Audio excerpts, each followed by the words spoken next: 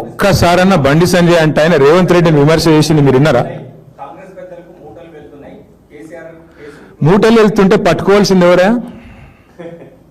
మూటలు వెళ్తుంటే కాంగ్రెస్ పెద్దలకు పట్టుకోవాల్సింది ఎవరు? హోంమంత్రినా? దొంగలను పట్టుకుంటాడు ఎవరు? హోంమంత్రి కదా. ఈయన ఏం చేస్తాడు పని? ఆయన కేంద్ర హోంమంత్రి అని గుర్తు చేయండి అప్పుడప్పుడు. ఆయనకి ఎంతసేపు కరీంనగర్లో గల్లీలో కార్పొరేటర్ తిరిగినట్టు తిరుగుడు కాదు కదా. అప్పుడప్పుడు ఆయన స్థాయికి దగ్గర పనులు చేయాలి కదా. కేంద్ర హోంమంత్రి అంటే దొంగలను పట్టుకోవాలి. మీ ప్రధానమంత్రి సహాయ మంత్రి రేవంత్ రెడ్డికి సహాయం చేయడం తప్ప ఆయన ఇంతవరకు చేసింది ఏమైనా ఉందా ఈ రాష్ట్రానికి?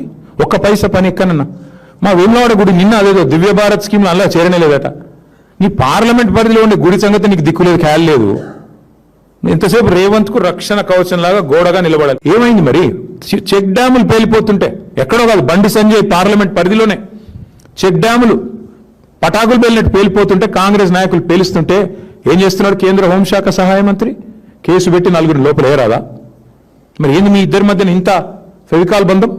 ప్రజలు చూస్తలేరా? రైతులు గమనిస్తలేరా? అందుకే మేము అనేది దొందే